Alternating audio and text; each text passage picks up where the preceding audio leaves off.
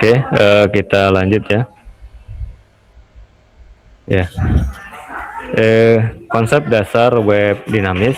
Nah, di sini web dinamis adalah situs web yang memiliki konten yang dapat berubah sesuai dengan interaksi pengguna atau berdasarkan data yang disimpan di server.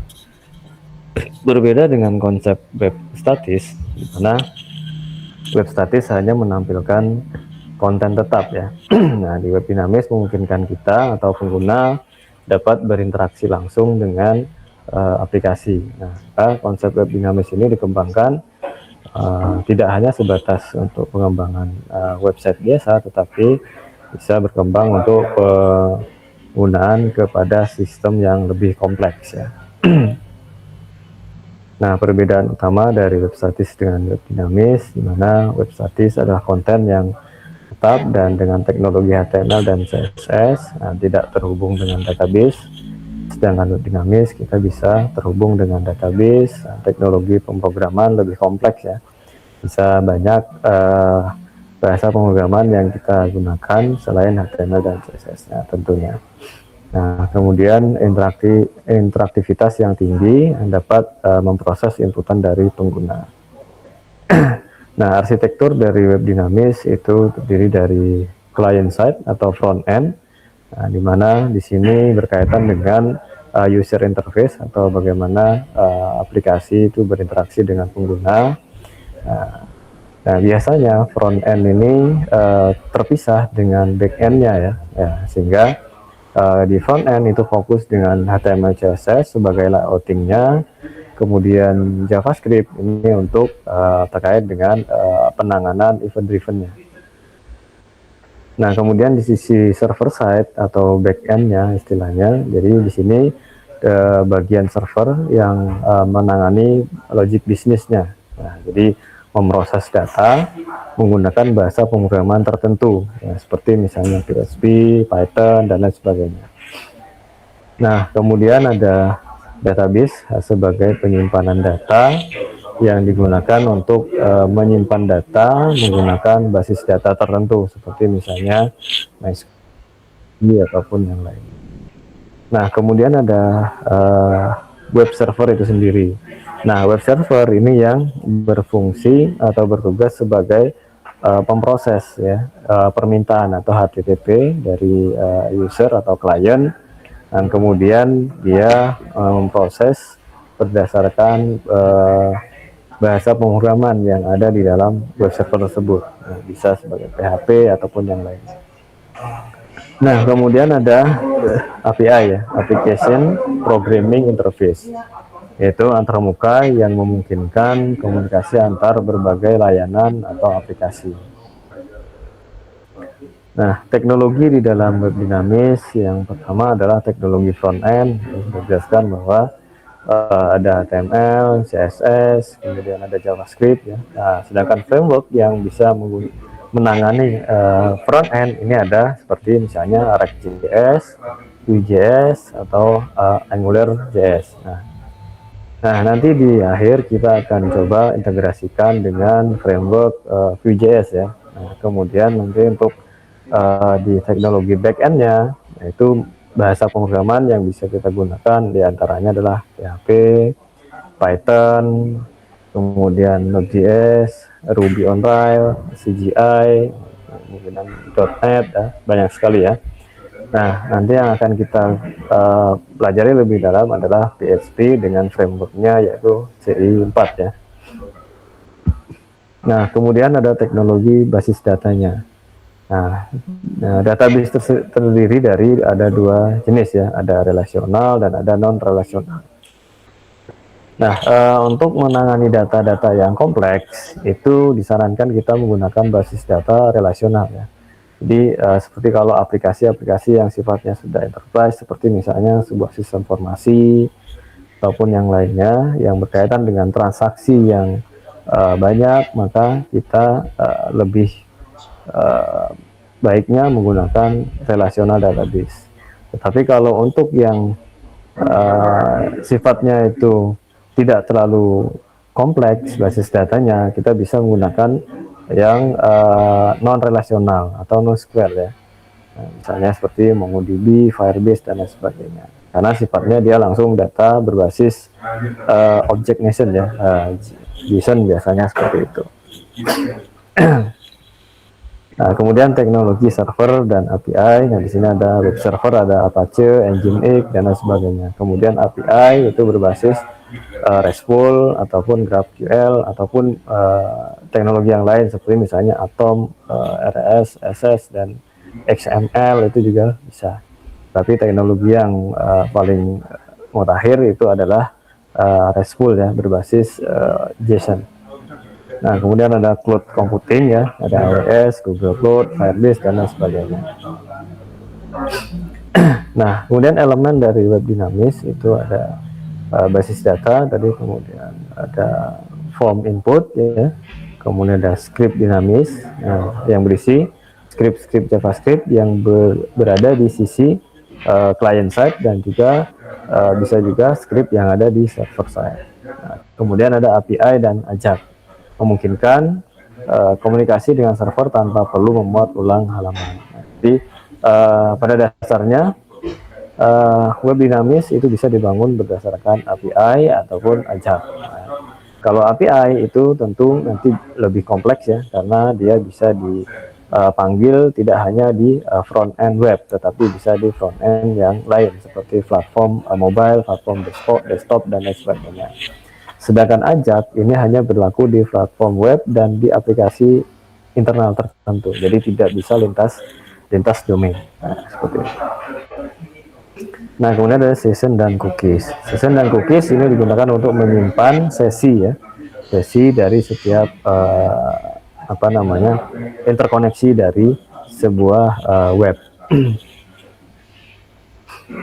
Nah, kelebihan dan kekurangan dari web dinamis. Kelebihannya adalah tentu interaktif dan dapat disesuaikan dengan kebutuhan pengguna, kemudian dapat terhubung langsung dengan database, memungkinkan penggunaan fitur login dan lain sebagainya, kemudian memudahkan pemeliharaan konten ya. Nah, kemudian untuk kekurangannya memerlukan sumber daya dan server yang besar ya, karena memang dia memerlukan pemrosesan yang kompleks. Lebih kompleks dalam pengembangan karena melibatkan banyak teknologi, dari teknologi server, teknologi database, teknologi bahasa pemrograman dan lain sebagainya. Nah, kemudian keamanan lebih rentan terhadap serangan karena memang kalau tadi web statis itu dia berbasis tag dan statis disimpan dalam bentuk file, maka di web dinamis itu disimpannya dalam bentuk database, sehingga serangan itu lebih diarahkan kepada basis datanya melalui SQL injection atau melakukan query langsung ke dalam database. Sedangkan cross-site scripting itu berkaitan dengan bahasa pemrogramannya. Nah, jadi kita bisa menanamkan script tertentu ke dalam aplikasi web melalui cross-site scripting ini. Nah, biasanya cross-site scripting ini memanfaatkan celah keamanan dari HTML dan JavaScript ya. Nah, untuk melakukan scripting di sana web tersebut menggunakan JavaScript.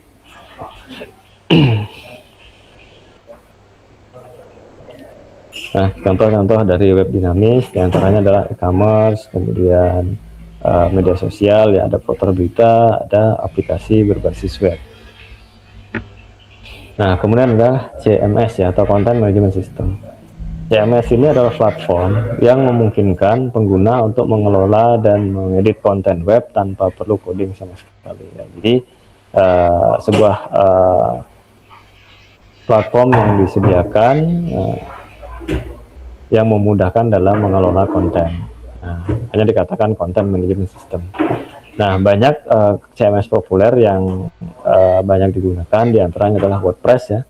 WordPress ini paling populer karena dia awalnya memang dibuat untuk blogging, tetapi dia mudah dikembangkan sehingga saat ini tidak hanya sebatas blogging, jadi bisa digunakan bahkan untuk aplikasi yang lebih kompleks sekalipun. Karena sifatnya dia bisa ditambahkan plugin ya, kita bisa mendevelop sendiri baik itu plugin maupun tampilannya.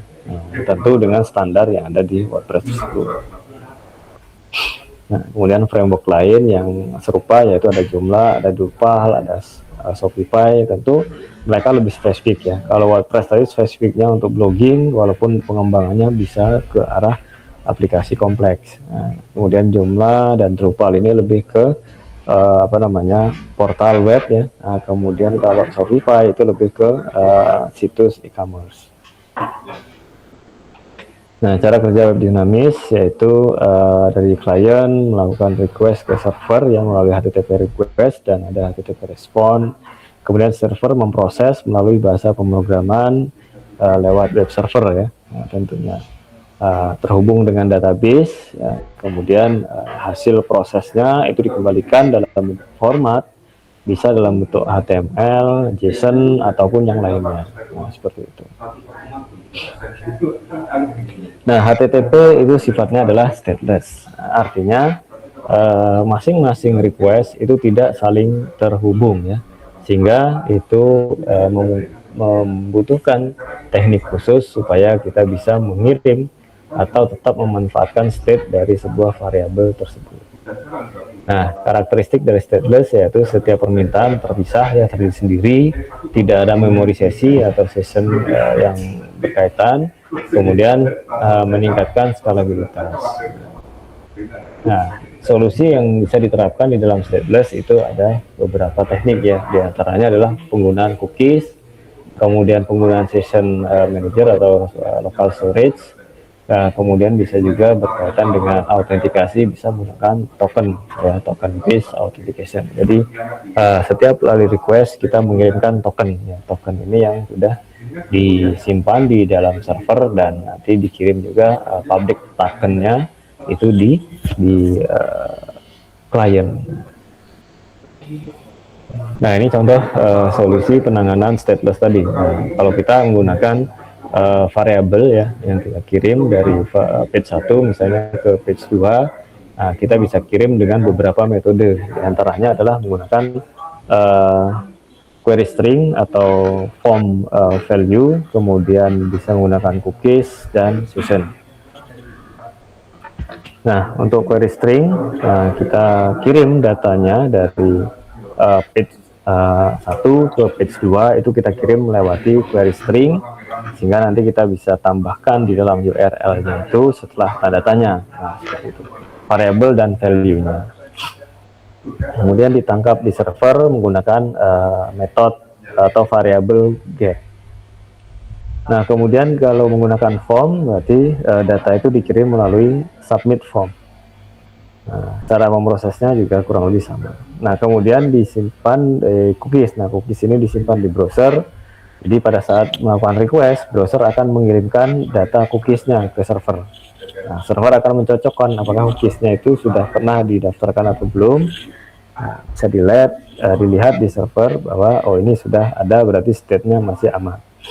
Nah, begitu juga dengan penggunaan session. Nah, perbedaannya dengan cookies tadi, kalau cookies itu data-datanya disimpan di browser, ketika pada saat request baru dikirim ke server bahwa ini ada data ini, minta halaman ini misalnya.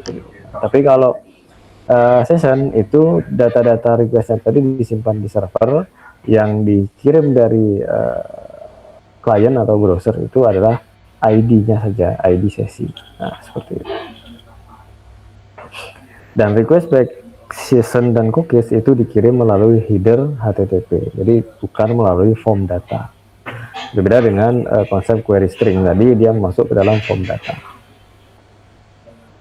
Nah, itu barangkali untuk pengantar arsitektur dari web dinamis ya. Nah, barangkali jika ada yang ingin ditanyakan bisa ditanyakan, silakan. Kalau tidak ada, mungkin kita cukupkan untuk sesi Zoom hari ini ya. Saya rasa itu dulu untuk pertemuan awal. Nanti kita belum ada tugas dan belum ada praktikum ya. Nah, nanti kita lanjut di pertemuan berikutnya. Saya rasa cukup untuk hari ini, kita cukupkan. Terima kasih. Assalamualaikum warahmatullahi wabarakatuh.